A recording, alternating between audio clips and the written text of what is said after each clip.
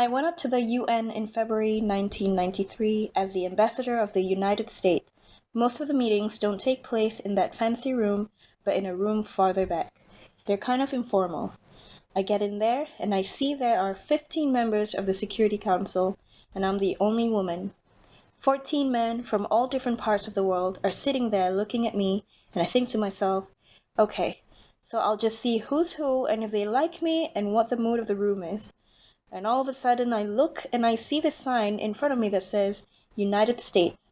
I thought to myself, if I don't speak today, then the voice of the United States will not be heard. So I spoke. Welcome to episode 3 of Ekceli, where you have 3 of us, Erin, Meera, and myself, talking to you today about how women get their point across and the problems that we go through when we're trying to do that in any setting, really. That quote was by Madeleine Albright when she was in the UN. Erin can tell us more about that quote, actually. It was from this article from The Cut, and this article obviously is from Madeleine Albright. She just writes about, again, what we're talking about here, women speaking and how you should speak up as a woman, but only if you know what you're saying. She talked about a few other things that actually we're going to be talking about tonight as well. Speech pattern, voice tone and influence, depth and how it impacts various situations and how it commands respect, and also accents. We're probably going to be bringing up things like vocal frying, squeaky voices, our perceptions, our biases, and how that might have come along, and how it was shaped by the community, our social situations, and the media that we consume growing up. We're gonna start with speech pattern. Speech pattern is really telling to the kind of person that you are, because there are some people who breathe through their conversation, some people who pretty much sprint through and you have no idea what they just said, some people who take their time to construct their thoughts, and then you have people like me who pretty much along the way figure out what we want to say. So there's a lot of dragging of words, there's a lot of fillers, likes, but kind of, and how that affects what you're talking about. And how, I guess, how persuasive you are as well, right? Yeah. How you get your point across. While you were talking about that, I was just thinking about sometimes when I'm talking to some people, they speak really fast. They've had 7 espressos just beforehand. Oh. And I kind of feel like steamrollered when I'm talking to them, and I'm just kind of like, okay, like really pressured to match that energy. Yeah. You want to grab them by the shoulders and tell them to just breathe. Be in the now, not be in the later. But I'm always, I'm impressed by them because obviously they've marshaled their thoughts really quickly and just put them in and, just getting their points across as quickly as possible. Whereas me, I will pause and I would take some time to try and remember the word, try and remember what I was saying, what was my train of thought. I feel like the forgetting the words is a pretty big thing for me now, especially. I forget a lot of words. The simpler it is, the harder it is for me to remember. I guess like how well you speak in the language that you speak. For me, I think my first language is Bahasa, but I rarely speak it. English, it's my second language, and it's the media that I consume as well, right? I learned English and learned the pronunciations through music, from the Backstreet Boys and NSYNC or whatever. That's why I speak kind of like a Yankee, okay? I don't know. Yeah, can I say Yankee? I'm pretty sure you can. Like, we'll just do a shout out to them later. New York Yankee. Yeah, so vocabulary, it used to be, I have to translate directly from Bahasa, but now it feels more natural, but still, it's still a second language to me. That's why I and waffle a lot. I think that's quite normal. Yeah, that's just generally speaking. Yeah, okay. Yeah. Those people that you mentioned steamrolling through their conversation, I feel like they would have had a hard time growing up and coming to terms with their brains going faster than their mouth. So there's a certain amount of calibration that they have to go through growing up, because my brother is one of those people. My brother would just run through his entire lexicon and then just end up somewhere, and we're trying to catch up. We're mentally trying to catch up with what he's trying to say, because he has so much information in his brain and he's trying to convey those information, but he just can't. So some of the words are there, some words that should be there are not there. And words that should not ever be there is put in place of other words that could have been better because he's just trying to give you that information as fast as possible. But the best part is nobody would really interrupt him until he was about 13, 14. Then people just got sick of it and started going, construct your sentences. Yeah. Think about what you say. Also, breathe and swallow your spit. But I think maybe how used you are to interacting with people. My admaths teacher, bless her socks, you can tell that she's one of those like really brilliant person who can really do all the mathematics problems and everything. But she couldn't construct sentences properly enough that no one would understand what she's talking about. She would just say words. I mean, she would say numbers, and we're like, oh, okay. I like lamb. 20, 43. Yeah. 32. 249. Apple. No. Addition. Subtraction. Biology. But yeah, speech pattern actually really plays a very big role in the way of presenting something, because if you're too slow, people don't listen to you. If you're too fast, people can't listen to you. Yeah, I do have an ex-colleague, and she would just go a mile a minute. I honestly, my brain couldn't keep up with her. It would just be like, okay, I'm trying to understand what she said here, but she's already 3 paragraphs ahead. I might listen to things at twice the speed when I'm on YouTube or when I'm listening to podcasts, but I don't think I can do that in real life. Yeah, there's no. Because when you're in front of a person, you're present. And it doesn't matter how slow or how fast they're talking to me. If I'm present, I will understand, or I will try to understand. I'll match their pace. But there have been situations where they're just running and you're stuck. If you don't keep up with them, then They get frustrated. they continue to run. You can't really get your point across because they're so much faster than you. You're still trying to convey ABC and they're already at XYZ or numbers. And you're like, wait, but I haven't even finished this part. Why are you there? That's interesting though. Like, do you think that's because they're usually not given the time to finish their sentence? I feel like I grew up with people who, if I talk more than 5 minutes, they'd be like, come on, finish it up. What do you want to say? I feel rushed. I don't earn their time enough to speak more than I don't know. certain seconds. So I'm like, okay, no more. I don't want to talk anymore. That's interesting, because then you're also saying that your presence informs your voice as well. Then we're going from speech pattern to voice tone and influence. Does your voice influence people, or does your influence your voice? How big do you want to sound? How small do you want to sound? Erin, for example, she's mentioned this multiple times where she doesn't key into voice, but you do listen to content. So voice isn't something that you actually It's not something I take an not active interest, I guess. When we were coming up with the kind of like notes and outline for this episode, and you were asking these questions like, oh, who is the best speaker like that you know of?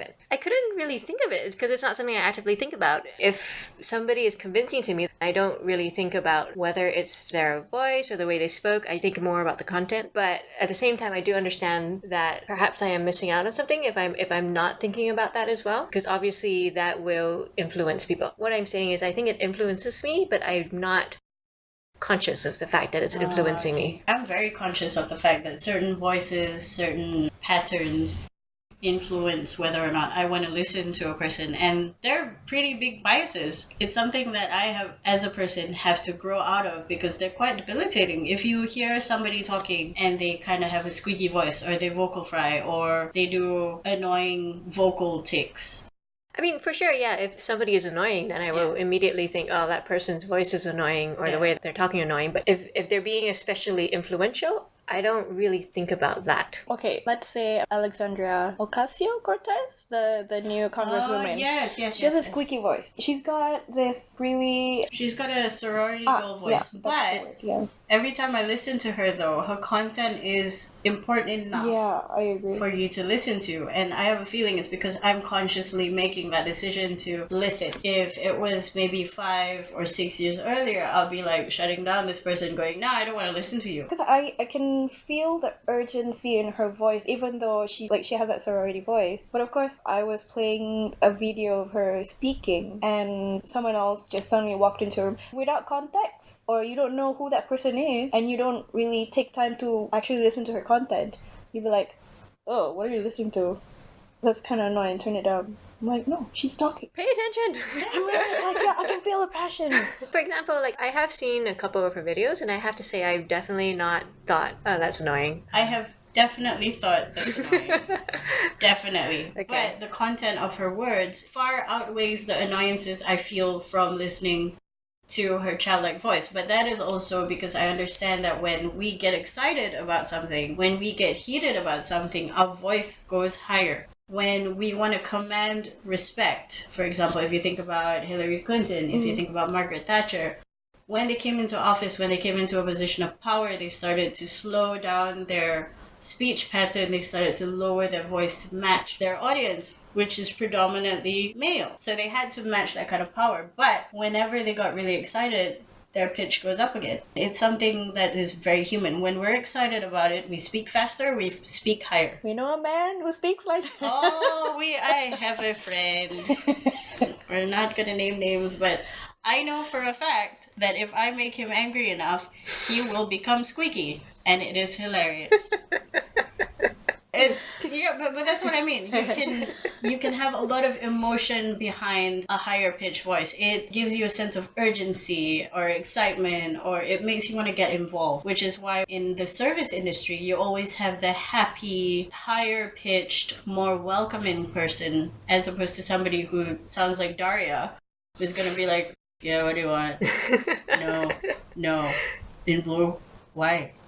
You're not gonna buy something off people like that. You're gonna buy something from someone who's absolutely excited to see you. When you go to someone who is in the service industry and they're genuinely happy to be there, they've got pep in their walk. They're talking with a lot of emotion.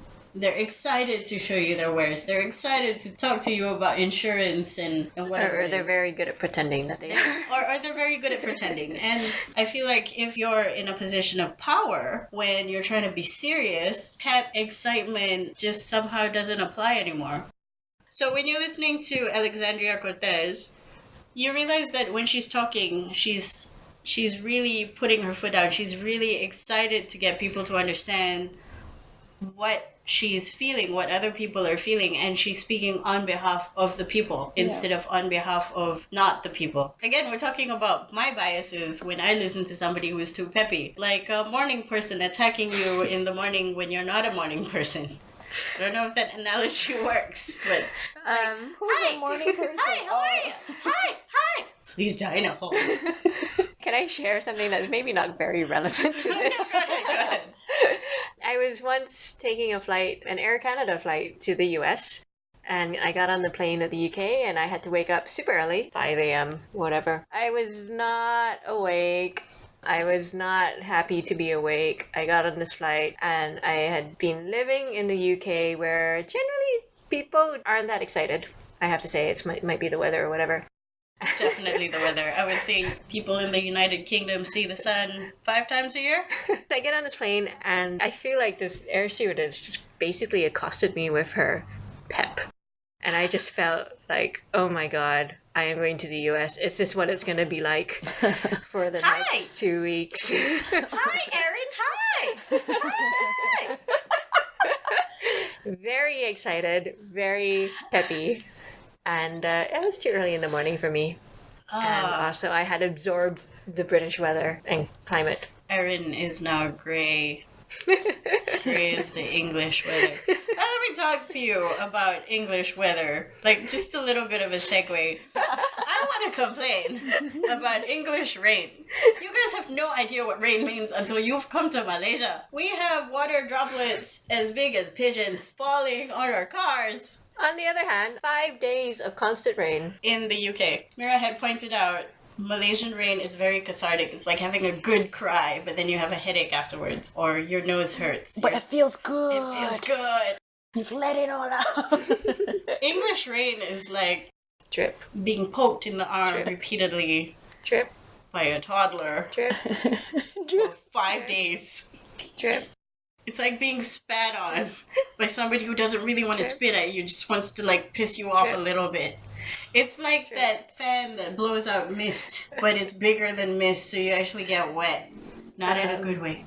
We are gonna get back to the agenda. It's good that you brought up that story because we can now talk about accents. Accents that make you feel this is a serious issue. Accents that no matter what will not make you sit down and listen. Would you go up to a conference where Sam the redneck is talking to you about the water crisis in Hicksville somewhere? New York. Hicksville, New York. It's probably a very built up area. I don't know. I don't think I will ever take that seriously because as someone who consumes a lot of American centric video games, the Hick accent has always been the butt of jokes. So if you see somebody going, any answer to the question why human dance must explain this ubiquity and tenacity, in so doing, any answer will challenge Western notions of human being that privilege mind over body as the seat of agency and identity. That's not so bad, actually. Yeah. I still would take it seriously. Didn't Clinton kind of speak like that? Not really. He did, actually. He's an Arkansas not boy. That heavy. Yeah. Not that did intense. not. That was when he was starting to panic. When he was trying Arkansas to... person. I did not eat those Cheetos. And his fingers are orange. What about W? W also... W? Okay. Maybe a better example of that is you see a guy in board shorts, bleached blonde hair, those shell necklaces going up to get the Nobel Prize for biology going, oh my god, thanks to my friend Steve-O and my turtle pet. I'd like to take this Nobel Prize and I'm gonna make sure I'm gonna use my surfboard. No, you're not. No. To be fair, you added in surfboard and turtle pet and Steve-O. I can't take those accents seriously. Which is terrible. It's terrible. It's terrible. Again, a prejudice. But if you do have that accent, if you do have a higher speaking voice, if you do have a lilt, or if you do have certain things that you say to cover up when you're thinking, how badly does it impact you as a woman when you're trying to deliver a speech that might be similar to somebody else, which is a really big problem. I guess that's what we're trying to identify. Oh, how do we get taken seriously when we're trying to get our point across, I think, is what you're saying. Even with all of these prejudices stacked against us as women. You can be saying very intelligent things. Yeah. What about women from Asia in general who have a really heavy accent, but they're scientists and doctors and lawyers and they're trying to get a point across, but people in the Western civilizations don't take them seriously because ching chong ling long ding dong. Who sets this standard? I mean, we know for ourselves. Because when I MC for a business type of event, I actually have to use like really proper pronunciation or whatever. But like on Facebook Live, talking about a live deal that's being offered and I'm being hired, that's when I need to tune into my Malaysian accent. So people would actually listen to me. Because there are times when it's a roadshow or when I'm talking properly, no one paid attention.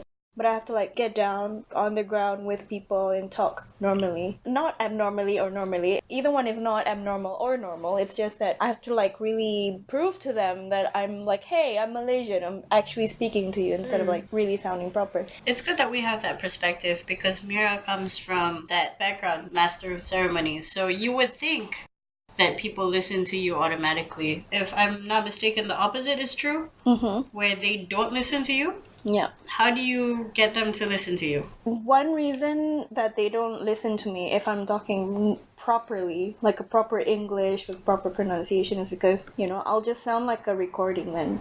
So I'm not really interacting. I'll actually channel my Malaysian accents. Can you read this with your Malaysian accent? I'm gonna try to not sound like, wait, go get again.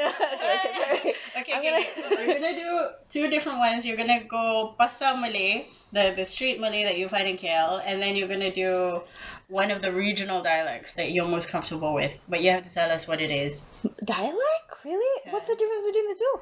One is KL accent, the other one is a dialect. So things like your Kedah accent. Oh, I don't. Or Penang, or Kecek Klaten. I'm not so in tune to any of my family members who speak. I have like Utara, like Logat Utara lah, but like not really. I just want to hear her KL yeah. accent. Can we just So- do? You mean like if I was on a road show? in KL. Yeah. Okay, or if I'm like on Facebook Live trying to get them to tune into and buy stuff. Go. Any answer to the question why humans dance must explain its how to pronounce this? Ubiquity. Ubiquity. And tenacity. This is not a Malaysian okay, accent. no, but this is still like my accent is like the excitement. See, when I start talking like but you tune in lah, you know. I actually make it sound very, very informal. I think reading text doesn't count because I would still sound like a recording. You want to listen to something like your a Kelantan accent? Kelantanese Okay. would say when they're reading something, but it's a Kelantanese person speaking English. Yeah. Current explanation for why human dance tend to follow one of the two approaches. The first, seen in psychological, some philosophical circle, begin when human and the individual person choose to dance or not. Yeah, I was thinking about this accent. Like, do I do it or would I sound like I'm offensive? Like, would I offend? It's not offensive when this is what you hear. Yeah. This is what you hear our ministers speak in. Oh, yeah, you're right. That is how they sound. When I hear that, I don't think any less of you. But I think when I hear the real la accent, one la, then I do think like, oh my god, you can't say anything intelligent, or like I do find it hard to take somebody seriously when they're talking like that. Like that. Actually. For me, that informs me that that person actually knows what they're talking about, that they understand it in their own language in their head. You know what I mean? If that makes sense. So instead of copy pasting from what they've read, they've paraphrased it to fit the audience that they have. I cannot for a fact say that I've been in a situation where I'm questioning a person's validity when they speak in kapok Malaysian. Like, I think, it's less of a questioning of the validity and more of how much you respect what's coming out of their mouth, I think. Or whether or not it's entertaining enough to sit through. If they're speaking on behalf of a company or a nation. Yeah. So, for example, if I was sitting in a meeting and somebody came out with that accent, I would have trouble taking them seriously. Okay, maybe that is what I feel about people from Hicksville. Or certain accents in general where you sit down and you're like, I can't take you seriously until you enunciate. I'm not saying that, it's all bad. It's just a prejudice that we have. Yeah, and that's actually a terrible thing for me to say. And we all agree that it's a terrible thing for all of us. Yes. On another point, I was recently at a comedy show and the comedian was doing a sketch about how if somebody starts speaking in a BBC accent, it all of a sudden sounds really interesting. You have to read that passage in the BBC accent. I can't do accents. I'm not an accent person. I can't think of the BBC accent without thinking of Stephen Fry. Or Is it like the early morning show where they really enunciate and they're like... All I can think of is News or the Great British Bake Off. Any answers to the question of why humans dance? Let's explain its ubiquity and tenacity. Okay, I see it. I know. Okay, now I understand. It's sort of like that bait and hook kind of leading accent where, did you know that 90% of Americans blah blah blah blah? Now you do. Oh, okay, I'm enlightened for like 2 seconds. 8 o'clock. Oh, that's the time. Okay. On BBC 4. Is there a BBC 4? I don't know. There is, yes. And then you can do a jingle. No, not like that, no. Anyway. Moving on from my bad BBC accent. Why is it suddenly the BBC accent makes it sound so legitimate? Or everybody does the Sir David Attenborough accent when we're talking about making fun of people as animals. We're like, here is the Erin in her natural habitat. Is she going to eat that peas or not? It seems like she's moving away. Blah, blah, blah. That kind of thing. Or who else? Morgan Freeman, the voice of God. Suddenly like, oh, who would you want to be God? Morgan Freeman, obviously. Like, is there no other people? No. No, it's just Morgan Freeman. Alanis Morissette. Yeah, but she doesn't speak. No. In Dogma. You should totally watch Dogma. Kevin Smith, yes. She just Benedict. yells at you and then what's his face's head just explodes. Benedict Cumberbatch. Cumberbatch. Who? Benadryl cucumber. Okay, moving on. What are the problems with trying to get your point across as women? Let's not even talk about problems of other people, but our own. I, for one, have problems with being brave enough to speak about something that I might know more about, in that I might be afraid somebody else knows more and I would feel like a total fraud. Blah, blah, blah, words, words, words. And then somebody's like, actually, I'll be like, oh no! They have found me out. I know nothing. Did you womansplain? I just womansplained. I mean, I definitely get that, yeah, for sure. I think there's a lot of times where I will be like, oh, maybe I shouldn't jump in here because I might not know as much as the other person. But then there are times in my job where I'm actually the expert in my organization for the work that I do. And I'll let some guy say something and I'll be like, no, that's totally wrong. And then I will have to, that gives me courage to jump in and be like, actually. What about that? Like, have you been in situations where you want to interject, but they've gone too far for you to bring up that point again without it sounding like you're beating a dead horse? Well, yeah, for sure. But then there's also like when they are on the topic and people are talking about it and I'm like, should I jump in? And then there's also, kind of going back to what I was saying previously, I'm not sure if I might have missed a point. And if I want to jump in and even ask a question, I don't know. If I do ask a question, I often say beforehand, oh, I'm not sure if I missed this earlier or if it was mentioned earlier, but can you clarify this? Or that kind of thing. Erin does the forum technique of not reading and then jumping in with a question and... Oh, I didn't know anybody posted this yet, but that's actually a really valid thing because I find there have been situations where I hold my tongue in hopes that I could maybe jump in when somebody stops speaking to breathe. Maybe. But they never do. They never breathe. I'm wondering if some people have like breathing properties where they just breathe through their skin like caterpillars. Gills. I find it painful, actually, like interrupting somebody. I find it really difficult. And I think I was telling Shah this as well. I can't even talk over my ways. I find that really funny. Oh, what? In case you guys don't know what Waze is like that app on your phone that gives you directions on where to go when you're driving. And she will interrupt me often when I'm talking to somebody, and I'll just be quiet and let her say her bit, even though I know where I'm going. But I'll just let her speak. Turn left. Yes, thank you. Okay, if you're talking on the phone and then she talks. No, not on the phone. Just like to my passenger or whoever. Oh, I would have that problem too. I wouldn't speak over the Waze lady purely because I'm not good at multitasking. Like I know where to go, but she's talking and I can't multitask. It's like blah blah blah blah cacophony of sounds, people talking, laughing, crying, whatever. Turn left. In 500 meters, make a U-turn. And you know, like there are points when she has like a long sentence. Like, okay, wait.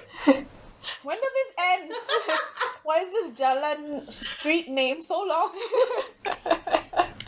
She doesn't even say it right. Yeah. Interrupting Waze is one thing. Interrupting a real person, like, I find that so difficult. Even when I need to get my point across, I still find it really difficult to interrupt someone. I will stand there and wait and wait and wait for them to finish, and I just can't interrupt. I feel like when you're there face to face, it's easier for me to do the bodily gesture of I want to say something by moving forwards and putting one finger up. But people will ignore you.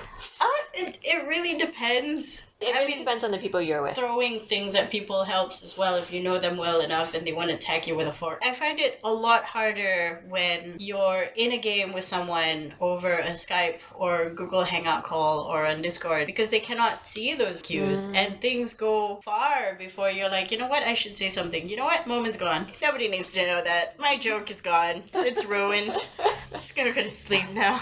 You're gonna forget the joke for the next time it happens and... No, I never forget the joke. That's the problem. I'll go to sleep thinking I could have done that bit. It's depressing. It is a big problem. You have those kind of instances where people are just talking and then you're like, but Always! You know this? So again, going back to growing up, I've always felt like my voice has no weight and it has no value in any conversations. Now it's just like constant pep talking myself, like, okay, just jump in, whatever it is, you just jump in, like, otherwise you will never speak. And then I do, and most of the time it works and it's necessary. But there are times when it's absolutely unnecessary and people just start looking at me weird, like, who is this rude lady? I'm like, I'm sorry. I just needed to tell you I have stuff in your teeth. I do worry. I do have these worries that I might be in a crisis situation and I'll need to tell somebody something, but they're talking to somebody else. I will just stand there and not tell them. Yeah. To me, it feels like you have to hold your pee. I mean, like, because you're doing the same dance. Like, you're holding your pee, you're fidgeting, you're looking at the person, you look like you want to be somewhere else, but you're like, I gotta tell you something, I gotta pee, I gotta pee, man. Please, listen to me. Yeah, if it's a casual talk, I usually, like, if no one wants to listen, I'm like, okay, I'll just tune out. Play havoc.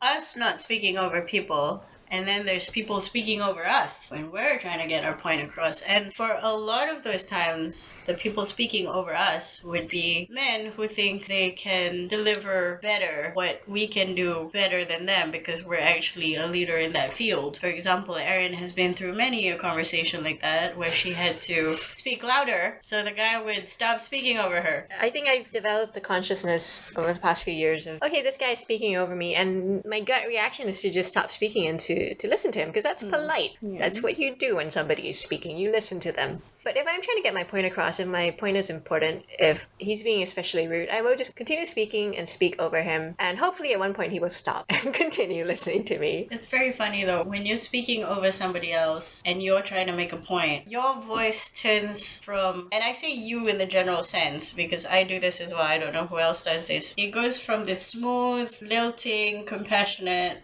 I'm talking to human being voice to a staccato. It sounds like footsteps that's in a hurry. It's like, if you listen to what I'm trying to say, Mr. So-and-so, and it just progressively gets more gritty until they stop talking, and then you're like, if you don't mind anyway. So anyway, I was just starting.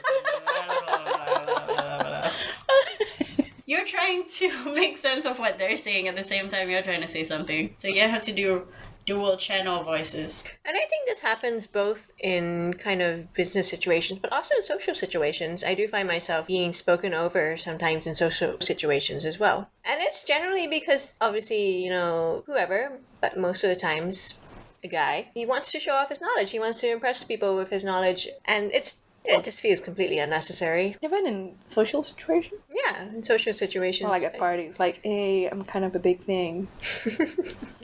Don't they all think about that by themselves? It's like, hey, God's gift to women, what up? And you're like, did your mom choose your clothes? Because I respect that. You thought I was gonna make a punch. No, I was actually into those clothes. But you're not the gift. Or multiple people trying to make a joke at the same time. Oh, God. If they're making the same joke, it's hilarious because now they sound like echoes or they bounce off each other. It's like, I know that joke. There was a man. Oh, he brings a horse. There was no horse. Walks into a bar? Yes, bar. It's like all three of them trying the same joke and you're like, which version is this? I don't understand. Do I laugh? Or one of those people didn't hear the first person telling that joke. It tells it like seconds later and thinking like, that's absolutely funny. Yeah, that's what he just said. Like, or when you throw out a one-liner and nobody reacts to it, and you're like, okay, never mind then. Not that kind of crowd. And then somebody else throws the same liner 2 seconds later, and you're like, oh, I hate that. Sorry. I was the original funny man. I was the OG. I do find myself trying to repeat that one-liner, and then I'm like, no, stop. People aren't laughing, stop. I do that a maximum of 3 times before I have to give up the ghost. Because it's... No. People, by that time, people are just looking at you strange, like, yeah, we heard you the first time. It wasn't funny the first time, There's usually one person giving me the face that we love you, but please stop. No. Do you have Alzheimer's? And I'll be giving that face of, why no, but laugh, please. I need love. Validate my truth. It's terrible. Somebody taking your opinion. This doesn't just happen to women, it happens to men as well, mostly women, by other women and men when they say a good point in a business situation especially. I feel like it might not be as relevant in this country because I know a lot of women who have been in positions of power, just big institutions from the 1960s, 1950s, and they are women. One of these ladies has a tiny, tiny voice. She's also really tiny. She's so cool. When you talk to her, she has a small voice. I wonder whether that's a reflection of our culture as well. In some ways, we do have more of a respect for the woman's voice in our culture, I feel, as opposed to the very male-dominated culture in the West. Or at least for, pre-90s male-dominated culture in the West. I feel pre-90s Malaysia, we probably had more respect for our women's voices. But that's me as a banana talking. How do you guys feel about that? Hi, banana. I'm coconut. I'm a mangosteen. Mangosteen. Kenapa kita? I don't know, I'm purple. Purple outside. You're a Barney? It's really interesting because if you look at the Minangkabau people, they're matriarchal. If you look at Kelantanese women, I say Kelantanese a lot because I'm Kelantanese. I can't run away from that. And some of the strongest women, some of the most entrepreneurial, the people who take care of the finances, the children, the family, are the women in those two cultures. I'm not sure about the others, but in general, the women in my family are very, very well respected. And it shows because who bosses everybody around? Who is everybody afraid of? My grandma. And I would say that, from a Chinese perspective as well, there's the archetypal Hakka woman. Yes. Very loud, very respected. So I was reading up about Hakka people, and Hakka women, basically, they do all the work. The men, they go off and they do, they study to be scholars or that kind of thing. And the women, they take care of the household, they do everything. And so there is respect for the Hakka woman in that way as well. Would you say that it's anything like Kung Fu Hustle? The lady who has the iron lungs. The landlord lady. The landlady with the floppy husband.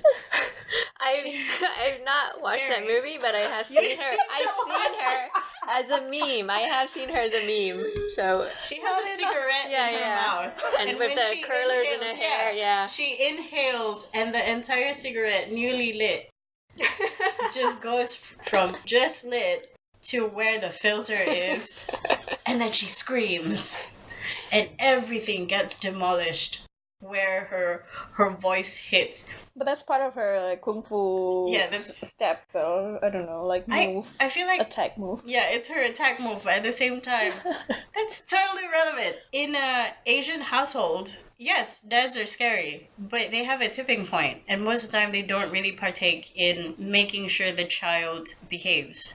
Usually you will hear the Asian mom screaming at the top of her voice. That's not even a superpower. That's like a natural impulse to know when you're about to do something stupid as their child. She'll be cutting vegetables, and immediately you will hear her voice, and that's when you know you messed up. I feel this is very specific, Sha. Oh, it's not just me. From all the memes and stuff, I think Mexicans also have the same thing. The slippers. We have the mom voice. Y'all have the flying shoes and slippers. That lady's voice is a very good representation of the Asian tiger mom. And that is one of the voices which completely takes everything serious about the conversation that we're making now, saying women don't have voices, women la la la la la, we're really marginalized, and says, here's an Asian tiger mom. I don't care what you said, she's gonna beat you.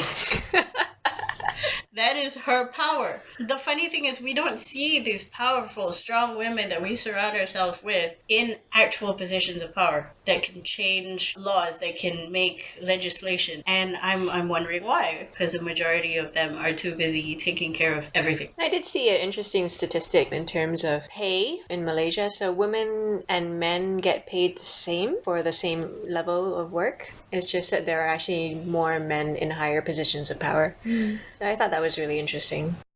Could then the disparity be more of a Western-centric thing, since they're the ones who are more patriarchal, and that ideology is slowly bleeding into our culture? The ways they function, how they treat women. So that culture is bleeding into our own culture. Women in power. We have a deputy prime minister who's a woman. I feel like that was sort of...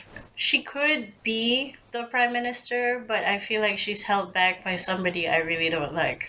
By two somebodies I really don't like. But this is not a political conversation. I feel like Asia in general has had many women in the premier seat. For example, Megawati. Benaze Bhutto, before she cocked it. Speaking of accents, the Australian accent, I don't think I can ever take that seriously.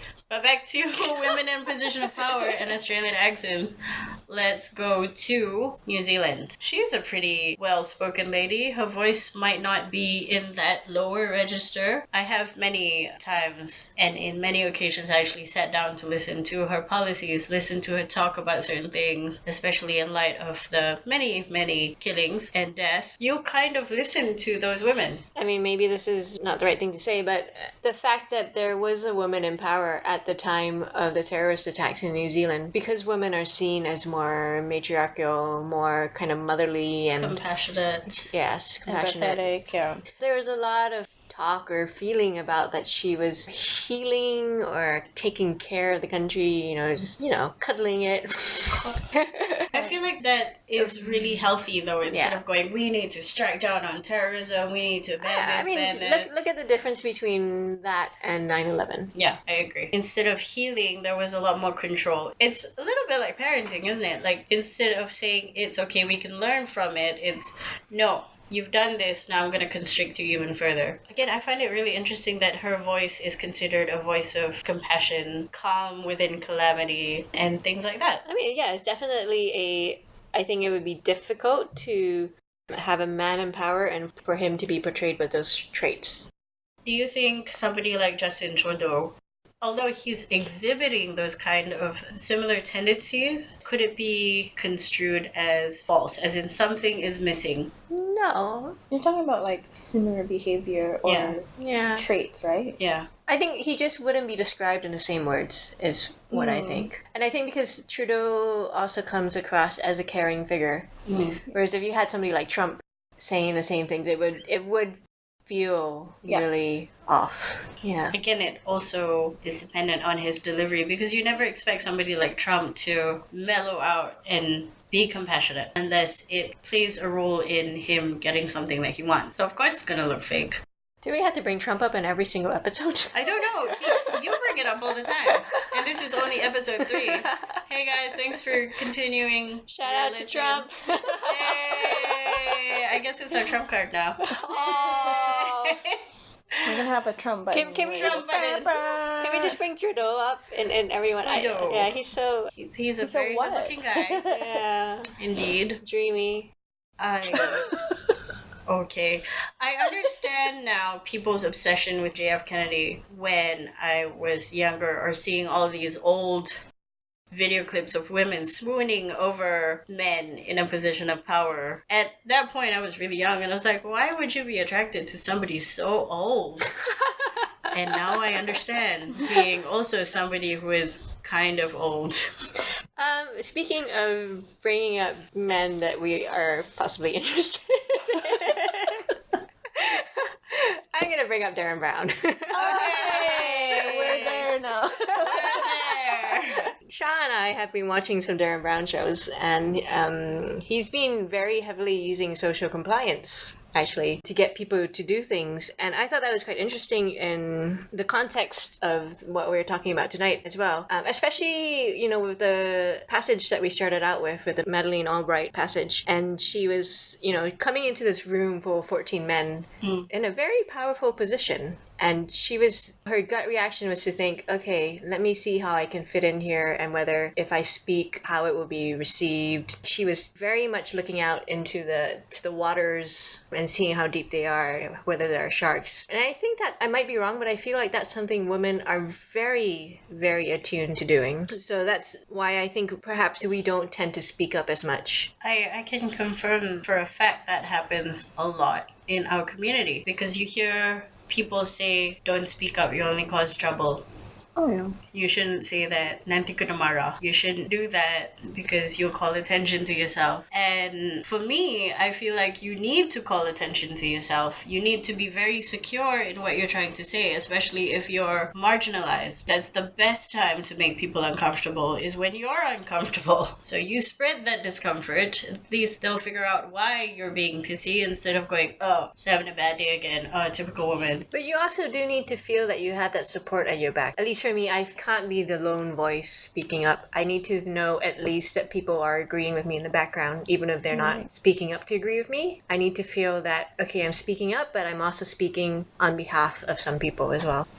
For me, it's the horse and the cart situation. Sometimes I have to speak up first to see if other people have the same opinion, because otherwise I'll be waiting forever, because people don't want to speak up in this country. It doesn't matter if you're male or female. Nobody wants to speak up because social compliance. Yes, there's a very real reluctance to stand out from the crowd. It's the show face ideology that we're grown up with. And having opinions is very contrary to social compliance in a lot of Asian cultures, especially if you're a woman. I'm speaking primarily from a business and economics point of view instead of somebody who takes care of the house, a person in a more domestic role.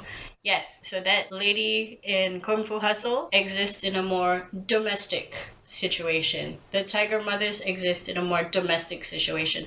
We listen to them because they're powerful in that arena. Take them out and will they be listened to by other people in a position of power? Are they going to be belittled? Are they going to be considered as shrill, too opinionated, not smart enough, not capable enough? Will they have to work harder? Will they have to change their tone? Will they have to lower their voice? And to what extent do we, the female population, have to change? Don't cry. I burped. We are drinking Bunda beer, ginger beer, if they would like to sponsor us. I really like Bundaberg ginger beer and sometimes the sarsaparilla. You may not have heard our burps, but I've been burping a lot throughout this recording. I feel like we need a little jingle. I still want to hear somebody do like a proper like Malaysian law accent and read this passage. I don't know if you can do it in formal speak. I don't think you can have a serious write-up in a Malaysian accent. I don't think so. It's the little sprinkle on the side. But it's also very musical. One thing that you have to consider when doing this kind of accent is you have to change the entire method of talking. You have to paraphrase everything, and then you have to start mixing non-English words into it. No, I just want the accent. But the accent doesn't exist outside of that sphere. Try la, cuba la. Like, can cuba try Tesla? We make redundancies in our sentences. Like, cuba means try, but we say both anyway. Current explanations are for why human dance tends to follow one or two approaches. You know lah, the first scene in psychological, some philosophical circles only begins when a human as an individual person who chooses to dance, if they don't want also can for entertainment, exercise, artistic expression, you know lah, the painting all, for some other personal reason. You know, sometimes got mental problem like that. Such approaches assume only, not 100%, that dance is one activity amongst others offering a benefit to an individual. But many people also can, that may be desirable, but not necessary for human well-being. You know lah. Yeah, very, very.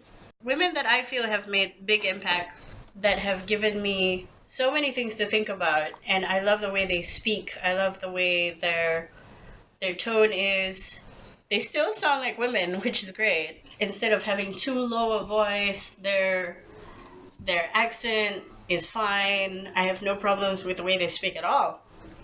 And they're entertaining and informative at the same time. Those people are Amanda Palmer, Aisha Tyler, Ali Wong, Angela Merkel, and funny enough, Comic Book Girl 19. Lots of people who have a lot of ideas, big brain stuff. big brain stuff. When you listen to them, they actually have things that they want to talk about, and they have the platform to do it, or they've made the platform. Do you guys have anybody? It's funny because I have this in a list, and Erin has literally written, "What's a woman?" Which I find hilarious. What prompted you to say that? I mean, because, okay, so, you wrote women's voices you think are exemplary in delivery and speech structure. And I was just sitting there, just racking my brain, and actually, like I said, I don't pay attention to voices, and all I could think about really was Obama. When Obama speaks, you listen. I can't really think of many men, let alone women. So I just thought, I'll just write, make Shao laugh. Right, what's a woman? Valid response. It's good that was mentioned because a lot of people don't key into why they listen to the people they listen to. Something about the speech pattern, something about the way they command the language that they speak in. Why is it we sit down and laugh about an African minister or something like that in the beginning? He's clearly having a tough time trying to pronounce beginning, but we cannot but laugh in the beginning. See, this is the age where you cannot start a sentence with "in the beginning" Because without anyone else interrupting. In the beginning. And that's an automatic thing now. And have we literally just shat on an entire language because of that? Have we made it our personal bias to take everything that is not in English as less important? Yeah, who do you like to listen to? I don't have specifically like an actual person who sounds like that. I have a character from a series. It's Jessica Pearson, played by Gina Torres. Now, I don't know whether the casting director chose Gina Torres because that's really how she speaks, or that's how she speaks, but they purposely made her really use her deep voice, and you never see her shout or anything when she demands from the boys in her law firm to pay attention to her. She never screams. You do pay attention to her. And I don't know, do I like her because of my bias? Is it because of how deep her voice is that I like her voice? But then she is like really... I was thinking actually like Melissa Idris from BFM. Oh. She used to be on the morning show, and I really liked her voice. It's a voice that you can listen to a lot. Like, she has kind of like a plummy type of accent and voice, but I wasn't sure whether to name her. It's not that she's making speeches. I don't want to say that she's not saying something of worth. It's not that she's trying to put points across, really, but she's just a morning anchor. She's just talking to you, And, but she has made it easier for you to listen to what she has to say. Sure, yeah. So I feel like that is something to key into. Why is this person talking enjoyable to me, although they might not be saying anything interesting? There are people, men predominantly, where I just sit down and I'm like, you know what? Just read the shampoo bottle. I don't even care. Just read the shampoo bottle. I just want to hear your voice. And I can tell you of this one podcast, not necessarily a voice that I like to listen to. I really love the idea of the content. I started off not minding vocal frying. I apologize. Because Sha lets us know that she's annoying.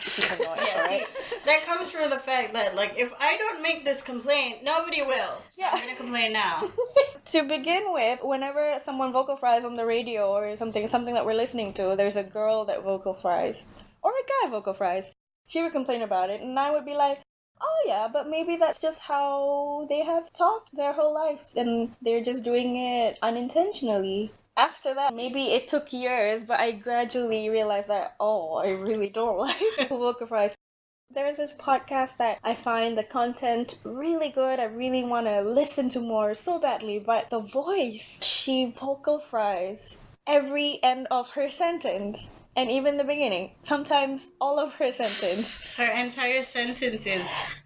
So... She doesn't talk slow. She talks like normal pace, but vocal frying all the way. So I don't understand. So it's like, all the vocal frying. Yeah, so half an hour, 20 minutes, 36 minutes. Would you like to listen to half an hour of vocal frying? No, let's do that in the BBC voice. Would you like? No, I don't know. I think... Would you like to listen to 30 minutes of vocal frying? Find out at 8 o'clock. Dun, dun, dun, dun, dun, dun. With that, unless my co-conspirators have anything else to add, this is a good time to end the show. right, everybody, bye. Bye. Thanks for listening. And be good. Mwah.